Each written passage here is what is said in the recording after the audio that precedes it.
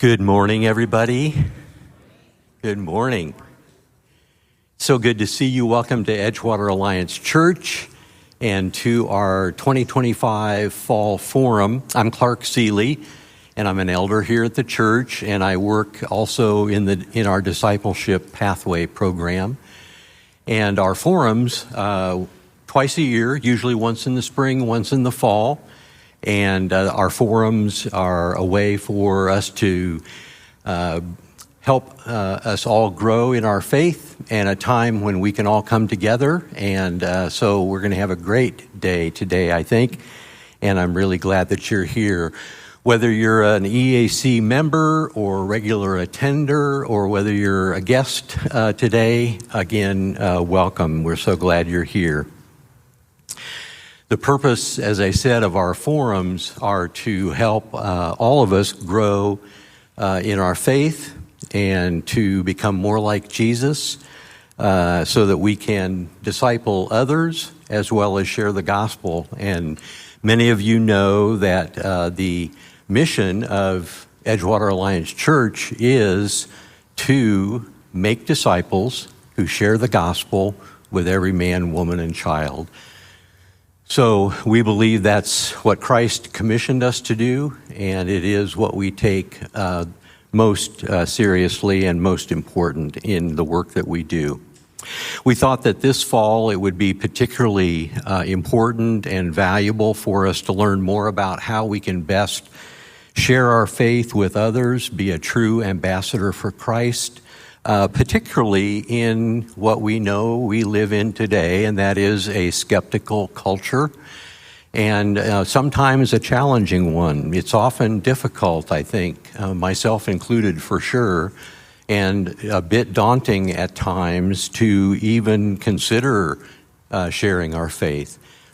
And very often, as Greg will share with us today, what we really need is a game plan.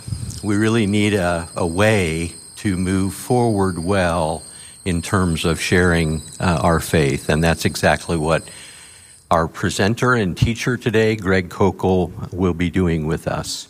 I want to just say a huge thanks to all the EAC staff and volunteers who have made today possible. And I want to thank especially my lovely and wonderful wife, Adina, who is actually out working at this very moment on the preparation. I cannot do this without her. It does not happen. So a huge thank. We're so grateful for all of them. Would you join me in prayer as we open today? Heavenly Father, thank you for today, and thank you for this time for us to gather in your name.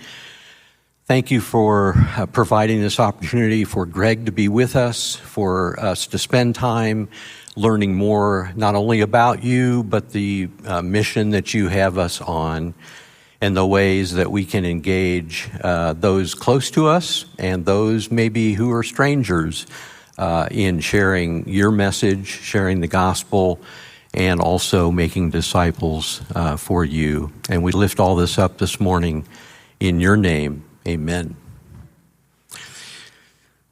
I want to give you a little bit of an introduction about Greg Koukl. He said less is more, but I know many of you know him well, and you would rather also hear a bit more about him. So we are so blessed to have him as our presenter and teacher today. He's the founder and president of Stand to Reason Ministries, which he established 32 years ago in 1993. He's an award-winning writer, best-selling author. He's written or contributed to 18 books, including probably the best known, I think, at least around EAC, Tactics, The Story of Reality, and Street Smarts. He's spoken on over 90 college and university campuses in the U.S. and abroad, as well as I put hundreds, could be thousands of churches over the years, and with events just like ours. And many of you have seen him, at least virtually, in those settings. In addition, he has hosted his own call-in radio talk show for over 35 years. He was on radio in Southern California even before he created Stand to Reason, and has been doing it ever since, literally, week after week after week after week. The technology's changed. The names have changed a little bit to podcast instead of maybe radio talk show, but the message has always been so clear and so convincing. He received his master's in philosophy of religion and ethics at Talbot School of Theology at Biola University in Southern California, graduating with high honors, and his master's in Christian apologetics from Simon Greenleaf University. And he's also currently an adjunct professor in Christian apologetics at Biola University. I'll just say that over the years, Greg and his team have produced literally thousands of resources for believers and non-believers, all of which are available and accessible through the Stand to Reason website. We'll talk a little bit more about that later today. Here at EAC, we began our journey with Greg about 8 years ago by offering a pathway discipleship class on the story of reality, on that book. And it was primarily just a book study, but it's grown over the years. It's become one of our core discipleship classes now. And we've also offered classes on tactics, about a half a dozen so far, and continue to want to do that in the future, and also a class based on his most recent book, Street Smarts. So with all of that, would you please join me in a big EAC welcome for Greg Koukl? Thank you, Clark. Thank you, brother. Well, thank you. It's a strange feeling because you're all new to me, but I feel like we're kind of old friends from what I've heard, and so many of you I've met already that have said that you've been involved in our material and taken classes from Clark and whatever. I want to start by kind of breaking a rule. When I teach public speaking, we tell the students, don't ever start by saying, I'm really glad to be here, because everybody says that, and nobody in the audience believes it, right? Just one of those things you say to kind of get rolling, but I am really glad to be here today. And I'll tell you why. Actually, I'm not so glad that I'm here. I'm glad that you're here, because something is happening in this country. Something huge. It's not just in this country, but I mean, this is where I have the most visibility of it. Maybe 2 years ago, Justin Brierley, who some of you might know from formerly on the Unbelievable broadcast in the UK, he wrote a book called, I always have a hard time remembering this. By the way, if you ever write a book, you never write a book that has a title that is hard for people to remember. All right, just saying. Have like tactics, street smarts, relativism, story, those are easy, right? Anyway, it's like something like the remarkable rebirth of belief in God, or something like that. And what he's doing is he's chronicling what's going on in Western civilization as people who are really part of that wave of atheism that came out of the early 2000s called the New Atheists. They're rethinking their whole enterprise. Now, what Justin is saying is New Atheism is just dead in the water. 2 of the so-called New Atheists are gone now and have passed on. And the whole movement is dying, not because the New Atheists are dying, but because atheism is dying. And it's dying conceptually. And what I mean by that, now there are lots of atheists, there are going to still always be a lot of atheists, but the reason that there's this shift going on is so many are seeing professional types, educated types, people who are in the news. There's Douglas Murray, for example. Douglas Murray is an atheist. You've seen him many times. He's a great critic of Western civilization and what's happening, the downfall that he sees happening. But he calls himself a Christian atheist because all of his values are Christian, and none of his values fit into his atheism. Now, he's kind of in an odd place. Tom Holland, the historian, same kind of thing, and many more like that, all right, are beginning to question and wonder. And then what about, most of you know who Joe Rogan is, right? So about, a year or so ago, Stephen Meyer, one of the founding fathers of the intelligent design movement, a first-rate individual, we've known each other for over 40 years. Here he is, and Joe Rogan, just knocking it right out of the park, right? And then Wesley Huff was on after that. Unbelievable. An explosion now happening with his organization, which is Canadian Apologetics Canada or something like that, all right? Last week, make it 2 weeks ago now, about probably almost 3 weeks ago, I was in New York City, and I did the second most viewed podcast in the world called Diary of a CEO, and 5 hours with 5 cameras rolling. No, it was 8 cameras rolling, sitting across from the most famous atheist in the world, Alex O'Connor. Something's going on. God is doing something. Then the terrible events of 2 weeks ago, some of you saw the memorial a week ago, unbelievable proclamation of the gospel. There is movement happening on high places, low places, middle places, everywhere, which means it's more important than ever for rank and file Christians, boots on the ground in places that guys like me can never get to, can be adequate and effective ambassadors for Christ. That's why I'm glad you're here today. Now, I get to speak at a lot of conferences, and there's always something missing in apologetics conferences unless I'm able to give this particular presentation. What's missing is a bridge. And that's a bridge from the content to the conversation, or a bridge from the scholarship to the relationship. Now, there's an unbelievable amount of information that we have available to us. Our bench is really, really deep. There's not a challenge to Christianity that anyone has ever raised that some really smart people have not done a deep dive on and resolved one way or another. Now, there's always going to be mysteries. There's always going to be loose ends. I acknowledge that. But that's true of every worldview. But we have a really deep bench. How do you get that information into play? That's what I want to talk about in our time today, at least our segments this morning. Have something different this afternoon and tomorrow morning at the services. But I want to make a kind of prediction about this morning, and then I'm going to, in just a bit, I'm going to also make a promise to you, okay?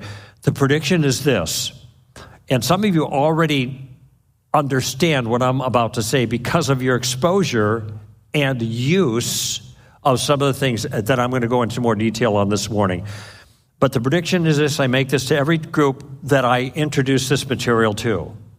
If you pay attention, especially if you take some notes, but most importantly, if you put into play the basic things that I want to offer today, you are going to see a radical change in your ability to influence people for the cause of Christ in an amicable, friendly, and safe way.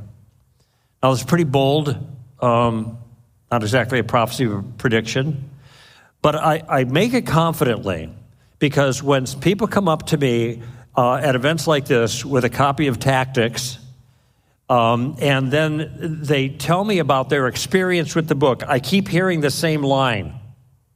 And the line I hear over and over again is, this book changed my life. Now, this is very humbling, I got to tell you, and I'm flattered, obviously, but humbled. But I'm not surprised because the material that I outline in there about how to engage more effectively changed my life too, in the way that I engage people and the ease with which I'm able to do it and the effectiveness long-term that I've seen in those engagements, okay? And this didn't happen overnight for me. It was the process of a lot of reflection on what I was doing, lots of the engagements that I was having with other people, a lot of reflection on the things they did wrong, and slowly things began to gel for me.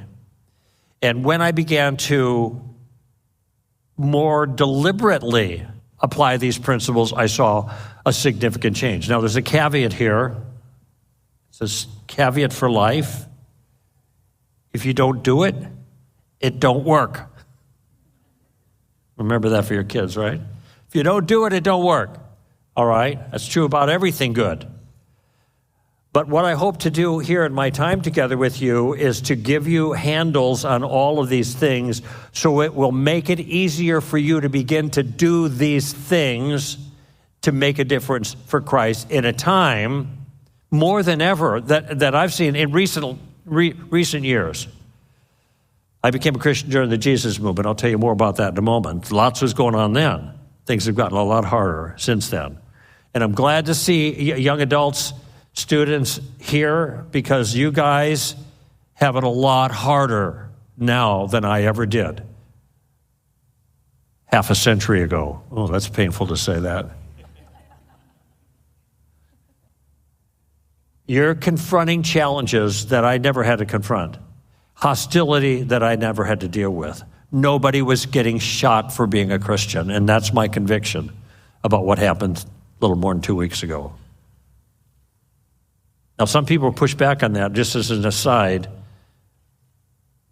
but the person who did the killing did it because he thought that Charlie Kirk was filled with hate. So what was it that Charlie Kirk represented that people characterize as hate? Gun control? People don't say that's hateful. Immigration? Maybe. But political issues aside, this man was an outspoken Christian, and if you watched any of his presentations, it was thoroughly mixed with defense of Christianity, depending on which questions were being asked. Now, it turns out Charlie Kirk was mentored by Frank Turek. Frank is one of my closest friends. You might have seen him on the memorial with this powerful statement where he says Charlie Kirk is in heaven not because he was a good father or a good husband or a great guy or even that he sacrificed his life for Christ, but because Christ sacrificed his life for Charlie Kirk. Remember that line?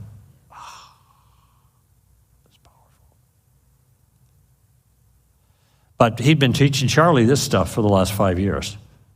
I know that because Frank told me. Just recently. I never knew Charlie, but I knew Frank. Anyway, this is just to set your expectations up about what we're going to do this morning. Now, part of this requires, though, an alteration in the way characteristically Christians look at the project that we call evangelism. I don't think of it so much in that term anymore, though it's a New Testament word, obviously. I think more in terms of being an ambassador for Christ. We are ambassadors for Christ, 2 Corinthians 5. I like the sense of that because it suggests a more genial diplomacy. Evangelism sounds like confrontation, let's go to evangelize, and then that's like, I'm right and you're wrong, and I'm going to heaven and you're going to hell, and you can go to heaven if you want, but if you don't, you're going to hell. It's like, obviously we're not that harsh, but sometimes people are. In any event, it's a conflict circumstance, all right? And so what I like to think of my engagements with others more as a friendly, genial, diplomatic encounter where I can offer something for them to think about. And then let's see if God is going to use that. And that's what's embedded here in this program. So I'm going to say a couple of things that might surprise you out of the gate here, but I'll explain them. By the way, not everybody agrees with them, and that's all right. But here's the first thing. When I have a conversation with somebody that I hope will turn into, or anticipate maybe will lead to spiritual things, or maybe somebody that's even confronting me out of the gate on a spiritual matter, a challenge or attack on Christianity, I never have it as a goal to lead that person to Christ. Not in that encounter. I don't even have it as a goal in that encounter necessarily to get to the gospel. Now, do I want that person to become a Christian? Sure. Is the gospel necessary for that? Absolutely. It's the power of God to salvation for all who believe. But I mentioned that I became a Christian during the Jesus movement. That was 50 years ago, all right? And it was a great time. It was amazing things that the Holy Spirit was doing, and the culture was different. It was relatively easy back then to engage people about Christ. For one, everybody was talking about it. It's a little bit like what's starting to happen now, especially since the public demonstration across all quarters of the leadership of our society of vocal expression of faith in Christ. This is like, wow, unheard of, all right? And just keep in mind, the blood of the martyrs has been the seed of the church. The blood of the martyrs has been the seed of the church. And that's not my quote, it's just an old one, but it's true. And so with all of the shock and anguish and questions why regarding what happened 2 weeks ago, as we see God's purposes unfold, we're going to see things that we've never seen before, good come out of evil. And incidentally, it is a reminder, isn't it, of what Paul says in 2 Corinthians chapter 3.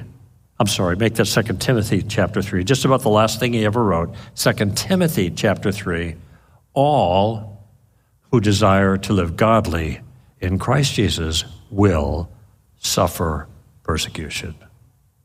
That means for every single follower of Jesus in this room, every person, I'm using the words advisedly, follower of Jesus. A lot of people identify as Christians, they're not followers of Jesus.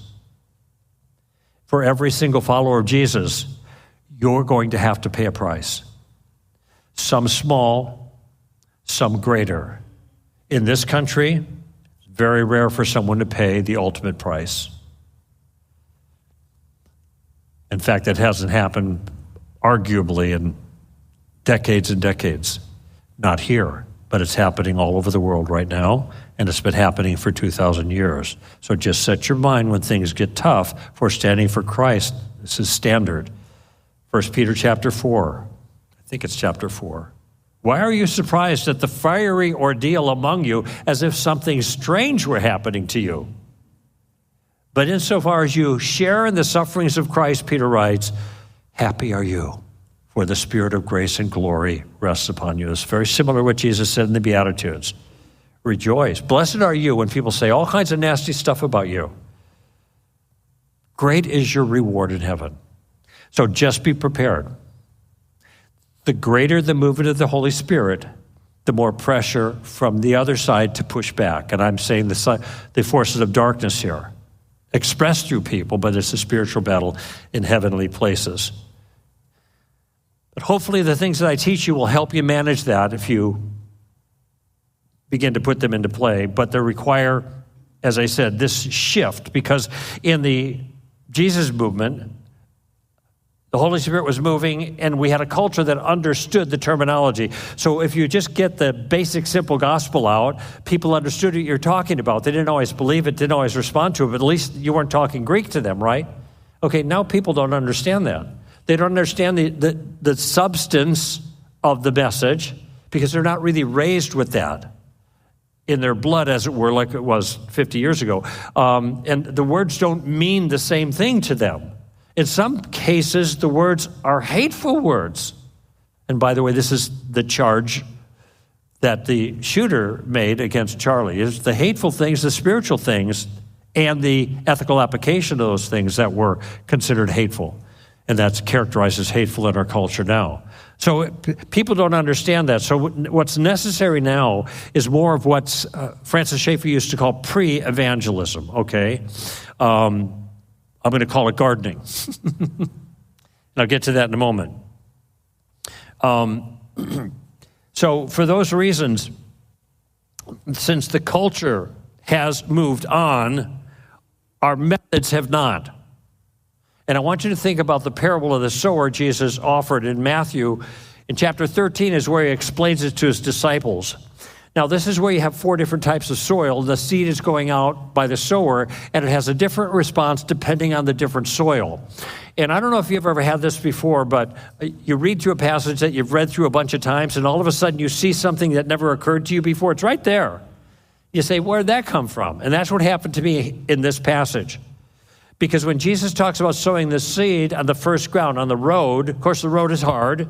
There's nothing to give the seeds a purchase at all. The birds come and they peck it away. I said, well, that's easy to figure out. That's when it bounces off of the knucklehead, that you're talking to. It doesn't go anywhere. All right, I got that one. But here's what Jesus says about that first soil in Matthew 13:19.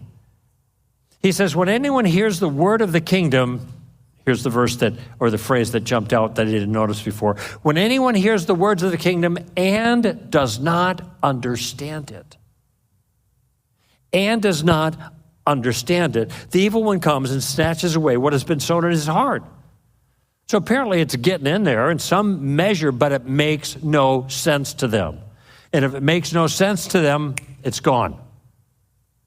And I have a sense that many of us Christians kind of lost a little bit in our lingo, our Christian lingo, and repeating phrases that had more meaning 50 years ago than they do to the people we're speaking with now, that these things are bouncing off because people don't understand them. We're talking past them, all right?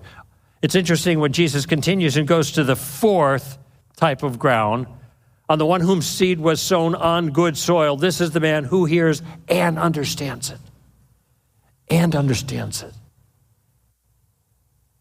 Who indeed bears fruit 30, 50, 60, and 100-fold. Now, remember I said a few moments ago that I don't make it as a goal to try to pray with someone to receive Christ and lead them to the Lord in every conversation. Okay, fasten your seatbelts. I haven't prayed with anyone to receive Christ in over 30 years. I know what you're thinking. What a loser! Because that's what many of you are thinking about yourself if you don't have these notches, so to speak. Now, there's nothing wrong with praying to someone to receive Christ. But I want you to try to see this a little different perspective, because I have never been more effective for the gospel's sake than I have been in the last 30 years, all right? And it's because of a concept that began to sink in a long time ago, and I began to then think about it and finally put words to it in the form of an aphorism. And that's a kind of a statement that has a kind of a ring to it, a memorability to it. Jesus taught in aphorisms, render to Caesar the things that are Caesar, and to God the things of God. The first shall be last, and the last shall be first, kind of thing. Okay. So here's the aphorism that has changed me in the way I approach this entire thing. Before there could be a harvest, there always has to be a season of, let's just call it gardening, okay? Before there could be a harvest, there has to be a season of gardening. No duh. Really obvious in agricultural terms. It ought to be obvious to us when it comes to spiritual harvest as well. Before there can be any harvest, there always has to be a season of gardening. So I want you to think about John chapter 4. And in John chapter 4, Jesus famously is talking to the woman at the well. And in his conversation with her, lots of things happen that are very interesting, and they make it into a lot of sermons. I want you to think about what happens afterwards when she goes off to Sychar and his disciples come up. And he says to his disciples, you say there are 4 months and then comes the harvest. I say to you, look on the field, it's white with harvest. Now, I don't think Jesus was saying that every field is white with harvest. That's obviously not the case. But Sychar was. And then he says, you are about to reap where you did not sow. Okay? And there's a couple of things that I want you to see implicit in this statement by Jesus. You are about to reap where you did not sow. First of all, he's talking about one field. And he's talking about one team. The field then was Sychar, the field then was the disciples, broadly applied to all of us, okay? But there are 2 seasons, right? There's a sowing season and a reaping season. There's a harvesting season, but there's also a gardening season, okay? And there's 2 kinds of workers. There are sowers and reapers, there are gardeners, and there are harvesters, all right? And what Jesus is telling the disciples is, now it's time for harvest. Somebody else has done the heavy lifting. Maybe a woman at the well. Jesus helped, obviously. Woman at the well talking to our friend. Then it's ready. Now you're going to get the low-hanging fruit, okay? 2 seasons, 2 types of workers. What happened to me over the years as I began to think about this concept and look at the way God was using me. God uses different people in different ways. I understand entirely. But I was looking at my own manner with people and the way that I was effective with those that I was speaking. And I realized I'm a gardener. Talking at the universities a week and a half ago, maybe 2 weeks ago, I was at Kennesaw State University in Atlanta. Okay, what was I doing? I was gardening. What do I do on the radio? I'm gardening. So I'm traveling around to different places, unless I'm, doing this kind of thing with Christians. If I'm dealing with non-Christians, I'm gardening. This is the place where God has put me to do the gardening, not the harvesting. But I realize that the gardening is really vital for there to be any harvest at all. I want to tell you something about harvesting. I became a Christian on September 28, 1973, which means tomorrow's my spiritual birthday. Is that right? Thank you. 52 years ago, in a different millennium. And I was in West LA. I was at University of UCLA at the time. I was in West LA. My brother came up from Long Beach. He was 2 years my junior, and he had become a Christian during the Jesus movement, and he was talking to me about Jesus all the time. But when he came up on that night, I told him, Mark, you don't have to tell me anything more about Jesus. I've already decided I want to become a Christian.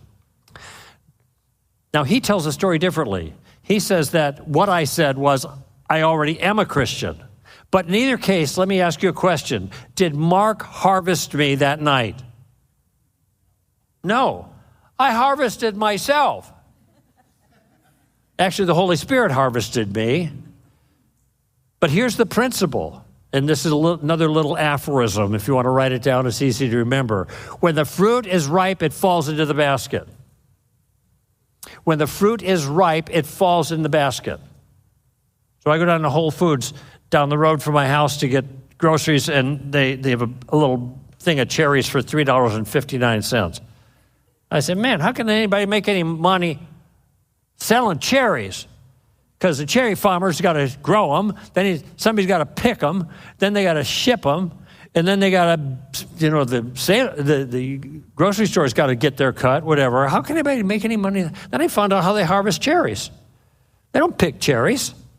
That's right. They have a truck goes down a row, and it spins sideways with a little grabber on the trunk, and then it has a sheet that just folds out like this, and then it shakes the trees, and all the ripe fruit drops into the canvas cone, and it goes into the basket. I thought, they're charging too much for cherries. When the fruit is ripe, it drops into the basket. Now, I'm going to take a little poll here. I do this almost for the last 2 years everywhere I speak on these issues, because I want to get a visual for you, and I know the results I'm going to get characteristically, all right? I want you to raise your hand if, a couple of qualifications here, if you're a follower of Jesus, if you're a Christian, and you did not become a Christian by coming forth as an altar call, nothing wrong with that, but you didn't become a Christian that way, and you didn't become a Christian because somebody sat you down and prayed with you to receive Christ as Lord and Savior. Hold on. Well, you guys are anxious. I like this. This is a good audience. If you are a believer but did not become a Christian in those two ways, raise your hand. Okay, look around. Just look around. This is my little more than my average. My average is 70% of all Christian groups have believers in there. I should say 70% of the people of the Christian groups I survey harvested themselves or something like that. It wasn't through the other means. Nothing wrong with those things. I'm glad for that. And Memorial, pastor from my hometown, that pastor is from Thousand Oaks, California. His church is just down the road from where I live. He had an altar call in the stadium, for goodness sake. Lots of people stood up. Nothing wrong with that, but that isn't the way most people become Christians. However, that's the way we're trained to do evangelism, that style. And it turns out most people harvested themselves in virtue of the gardening that had been done beforehand.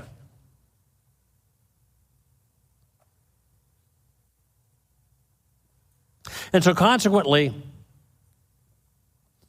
I have a different goal. Incidentally, I made a statement just a few moments ago that really freaked some people out. Characteristically, it kind of sets them back. That I haven't prayed with anybody to receive Christ in over 30 years, okay? Let me ask you a question. How many here have ever heard of a guy named J. Warner Wallace? Okay, quite a few of you, some of you. Okay, Jim Wallace was the cold case detective at Torrance PD, LA County, Los Angeles. In other words, he was the kind of detective that solved murder cases that nobody else could solve. They were collecting dust for 10, 15, 20 years, sometimes longer than that. And he would pull these out, and he would solve them, and he never lost a case that went to trial. He was amazing. Some of you might watch that creepy TV show called, where they do the crimes, not the forensic, Dateline. Who said Dateline? See, Jim has been on Dateline 4 times, 4 different cases they follow. He was known as the evidence whisperer. He was so good. Okay, but J. Warner Wallace was an atheist. And so he was challenged with regards to Jesus, and he took his substantial detective skills and applied them to the resurrection of Christ and the witness of the New Testament documents, became convinced that these were reliable. Jesus rose from the dead, became a Christian, then became a Christian case maker, then became a best-selling Christian writer, and his first book was Cold Case Christianity, which you should all have in your library, just saying. All right? He's written 4 or 5 books since then. Okay, here's something, and he's the absolute best speaker I have ever seen. Unbelievable, all right? We just had him in Atlanta last weekend?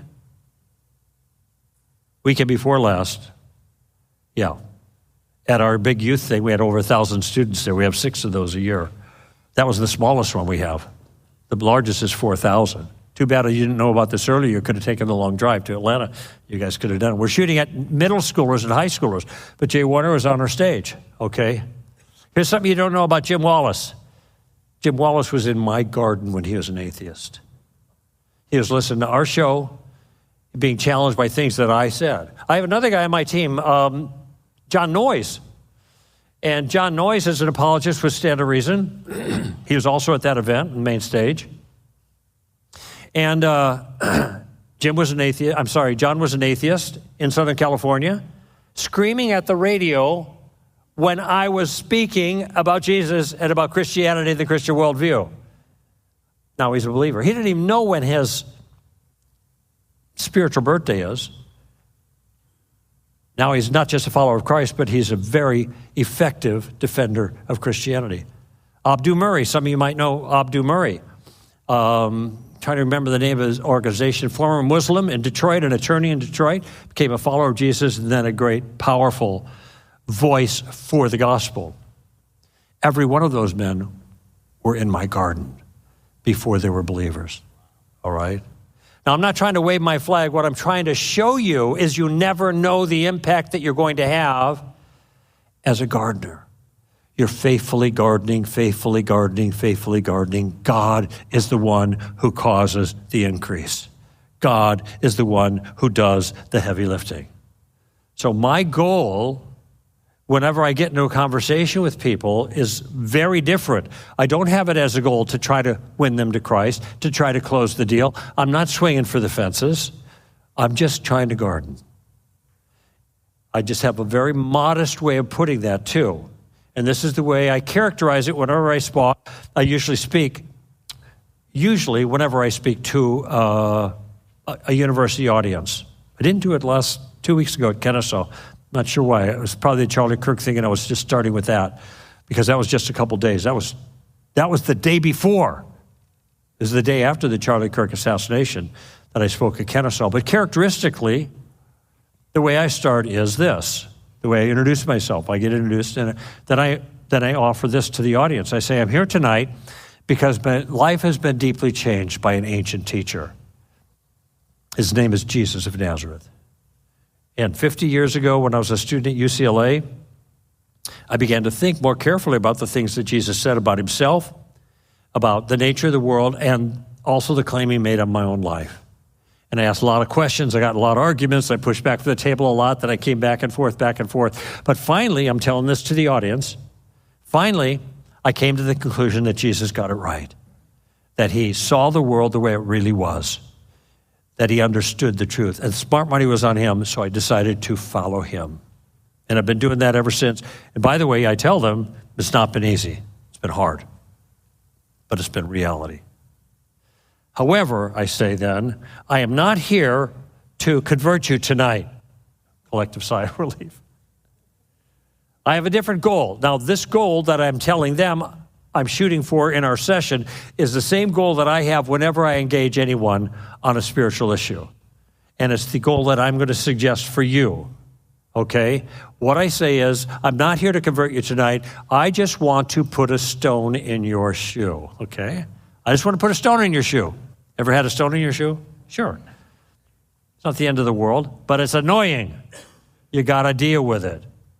And so I tell them, I just want to annoy you a little bit tonight, in a good way. They all chuckle because they figure the Christian is going to be the annoying person. So I said, okay, I'm your man.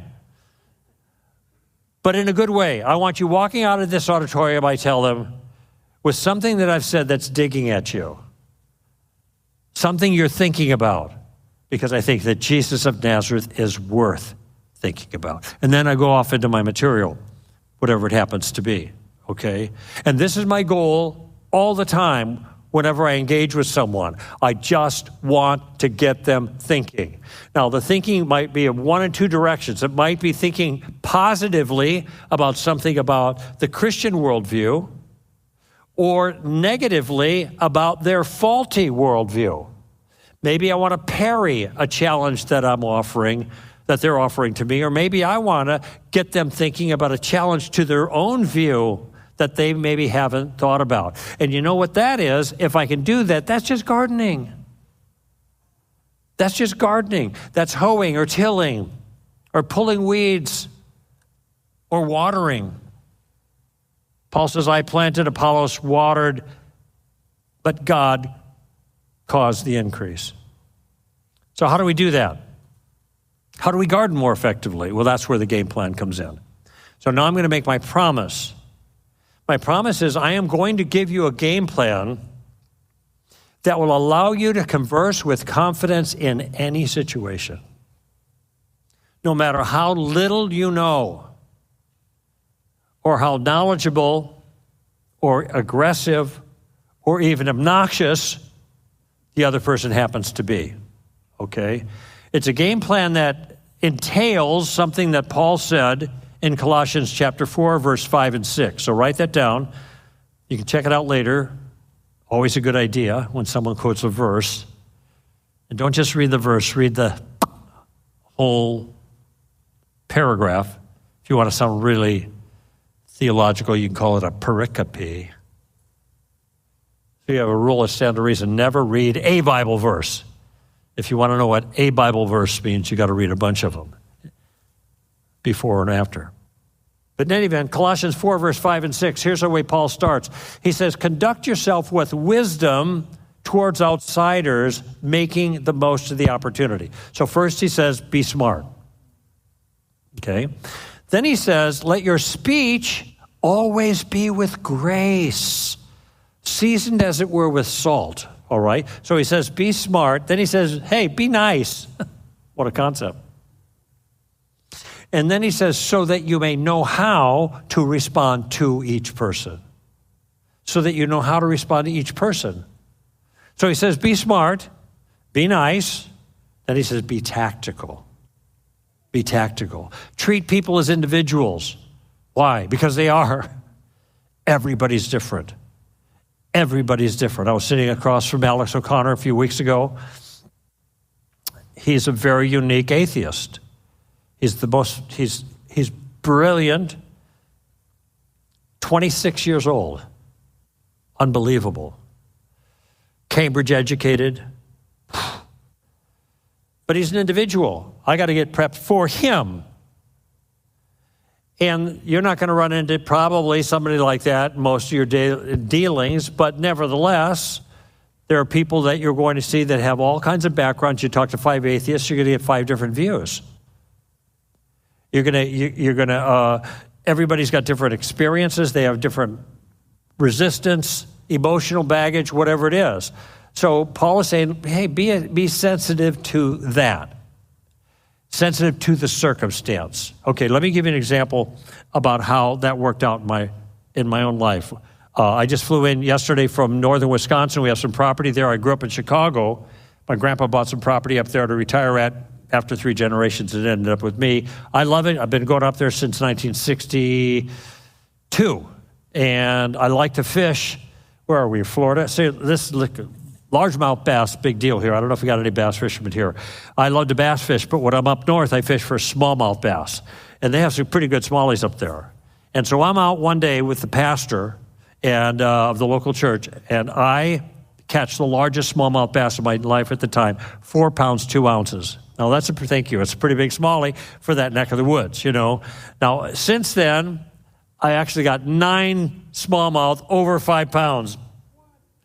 And the largest my personal best was 513. If that sucker would have eaten just another crawdad before he bit my bait, I'd have my 6-pounder. But in any event, I was really happy with that fish.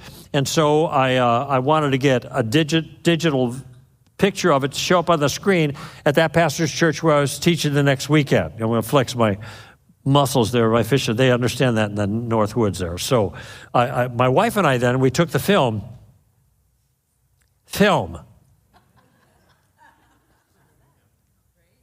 to get developed, to transfer to the screen. The young lady that was processing the film had a large pentagram around her neck. Now, pentagram is a 5-pointed star, often has a occultic significance. And so I asked her about it. I said, does that jewelry have religious significance? And she said, yes, it does. The 5 stars stand for earth, wind, fire, water, and spirit. Okay, now the bells are going off in my head, okay.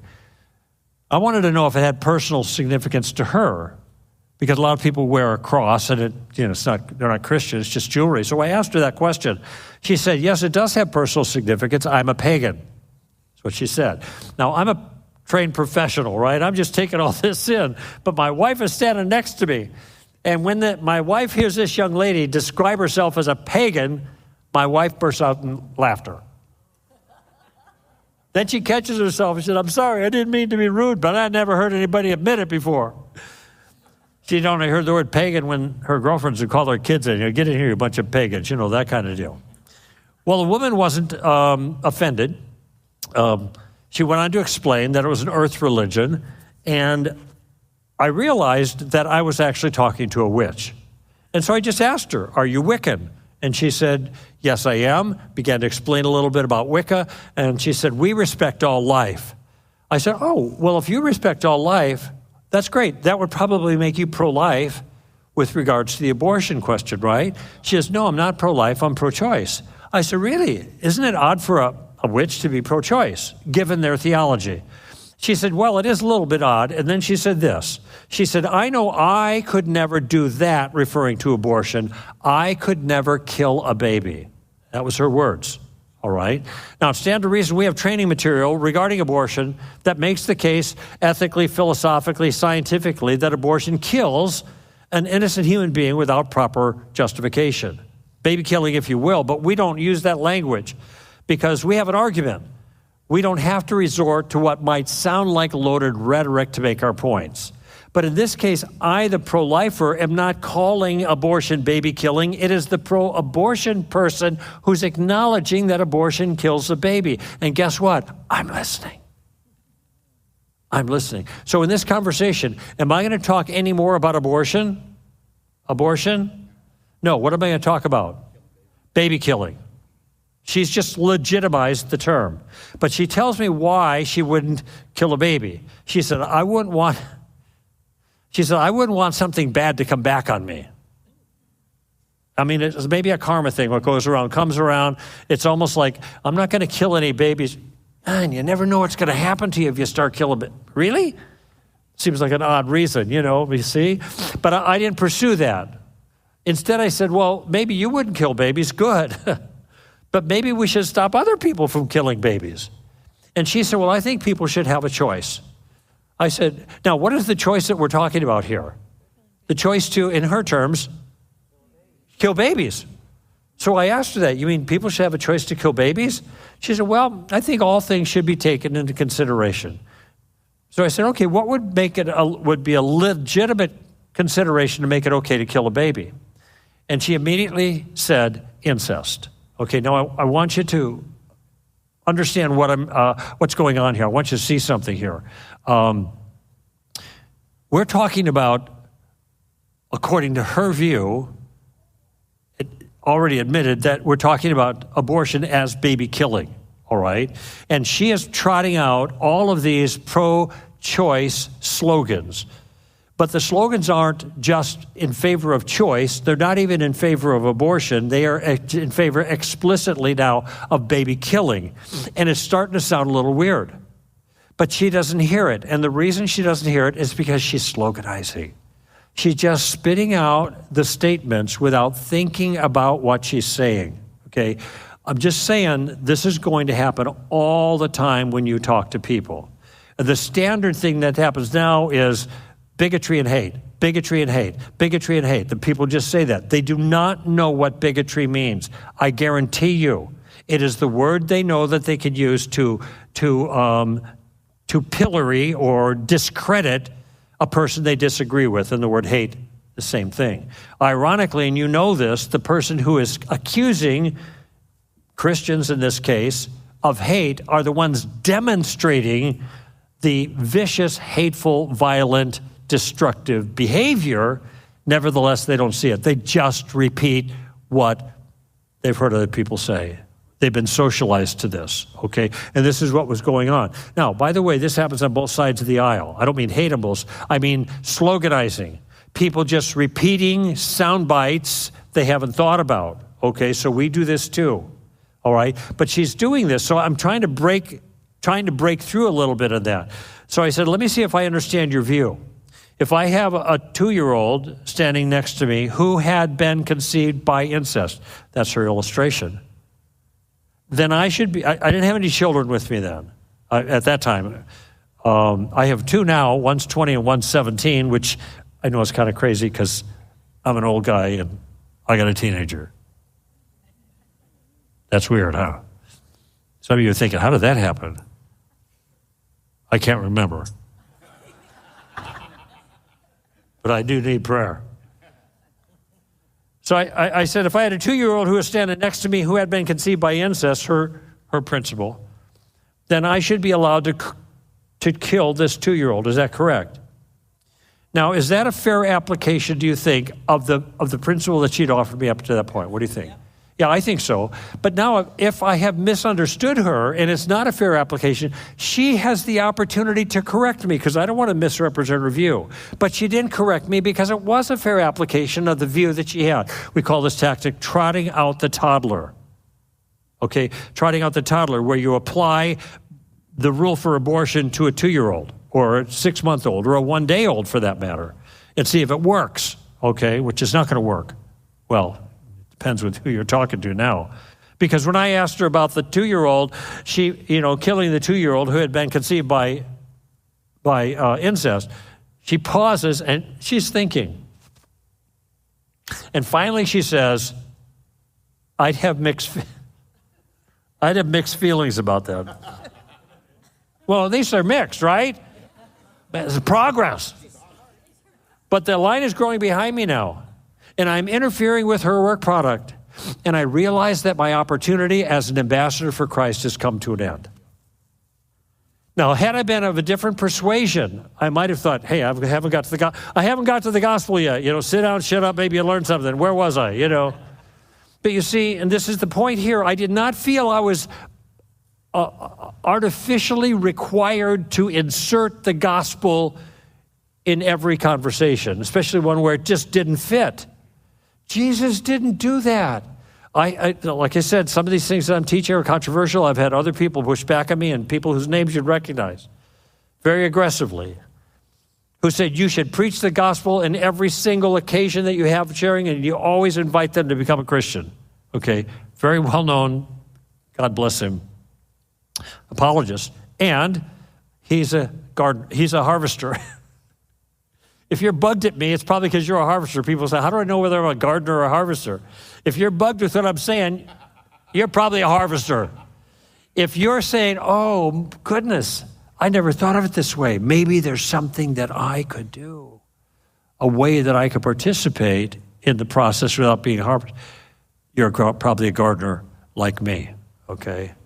By the way, Jesus never did that. Jesus didn't give the gospel in every presentation. He didn't invite people to come. In fact, he rarely did that kind of thing. Most of the time he's gardening.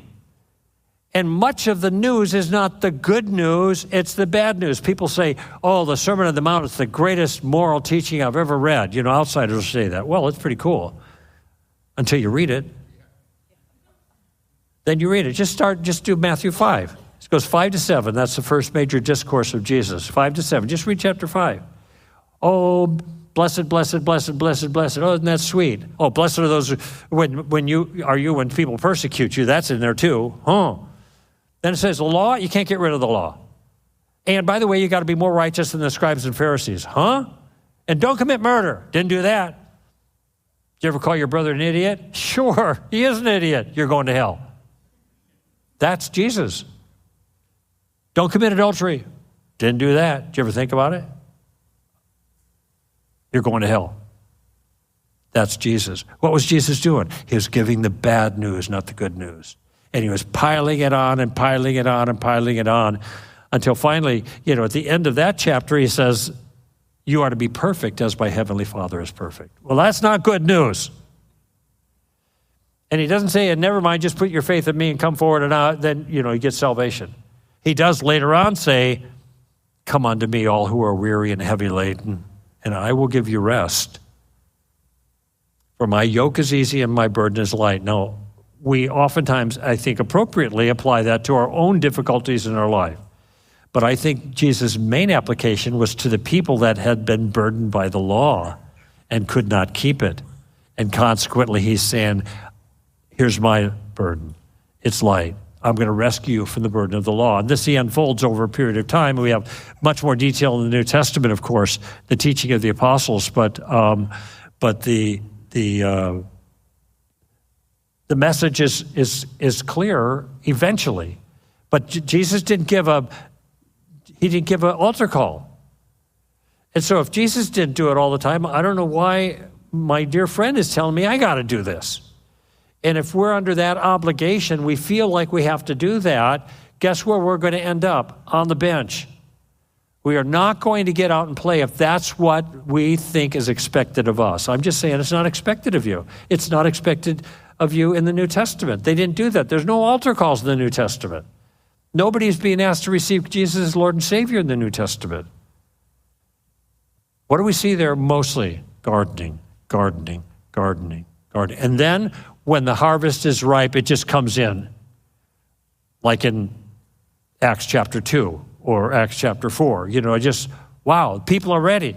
And they respond, what must we do? That's what they say to the message being communicated. Now, I want you to notice something about that conversation with the witch in Wisconsin. In that conversation, I asked like 7 or 8 different questions. I asked questions to initiate the conversation. I asked questions to clarify some issues. I asked questions to even expose a weakness or a flaw that was in her view, okay?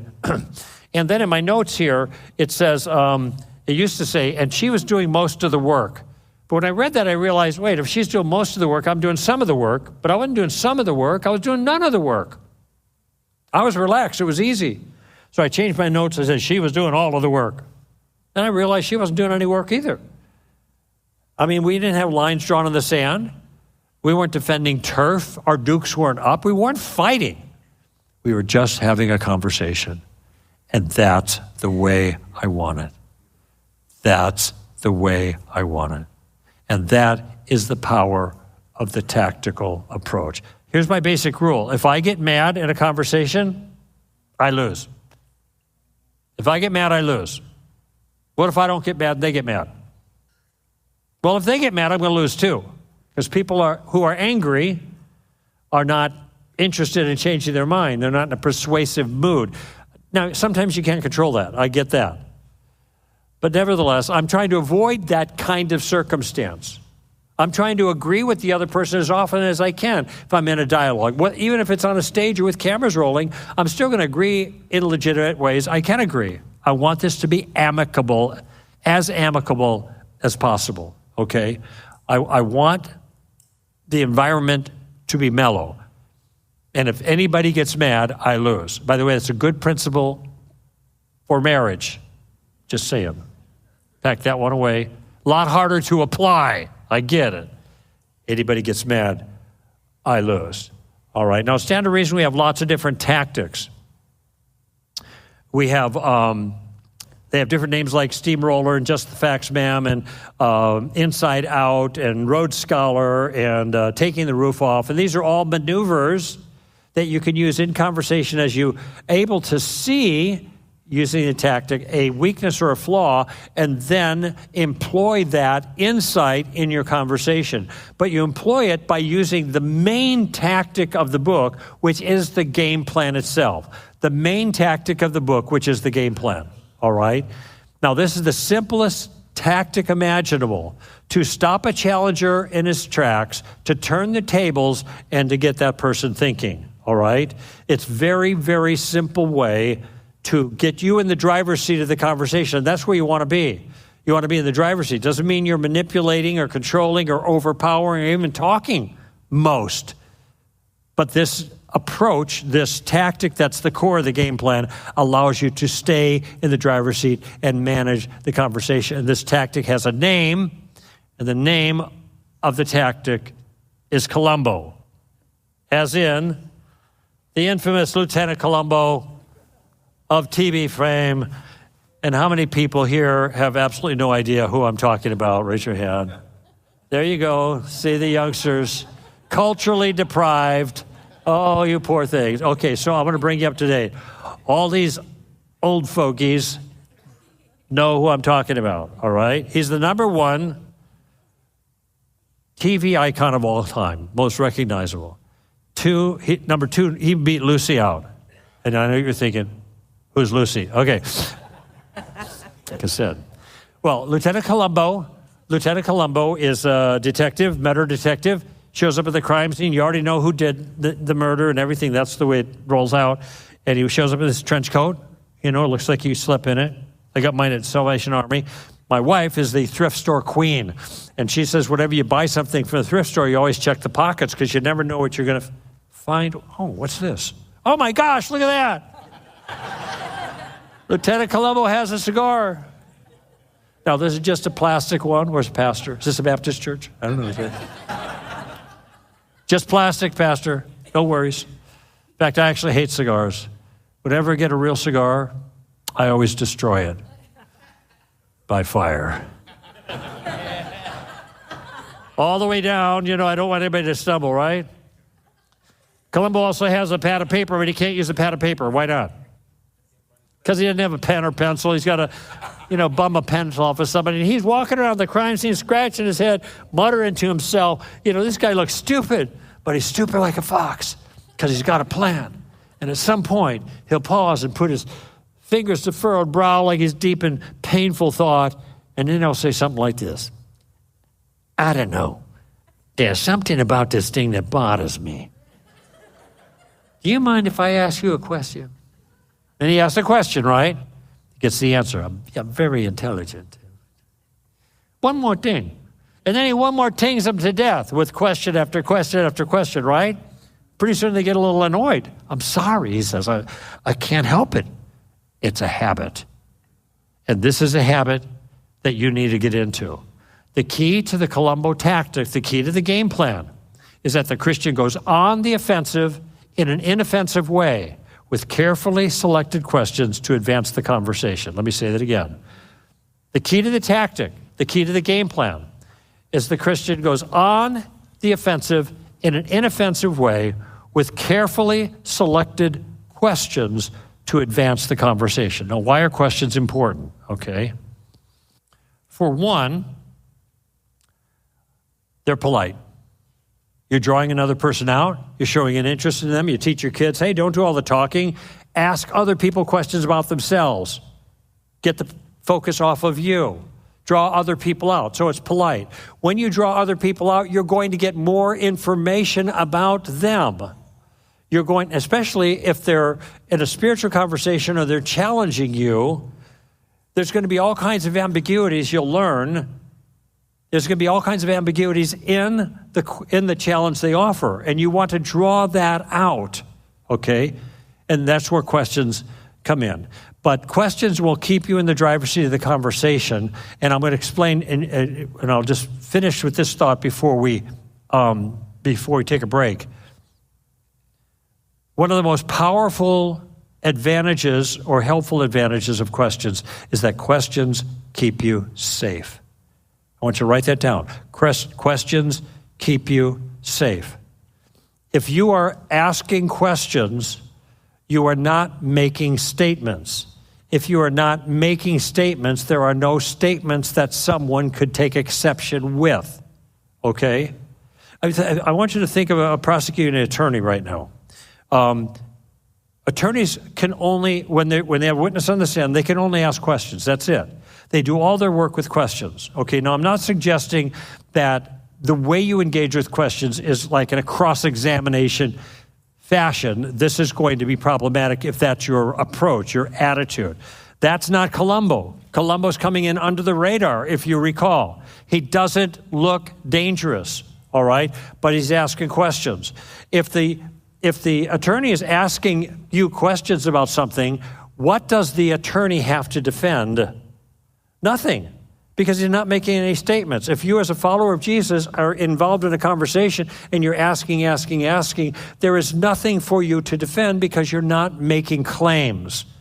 We'll learn later that the person who makes the claim, that's the person who has the burden of proof, who has to give reasons or evidence. If you're not making claims, then you don't have that on you, all right? There's nothing for you to defend. Now, you might be thinking, well, wait a minute. If I'm not defending anything, I'm just asking questions, and how do we get anywhere in a productive way for the gospel? It will be clear shortly.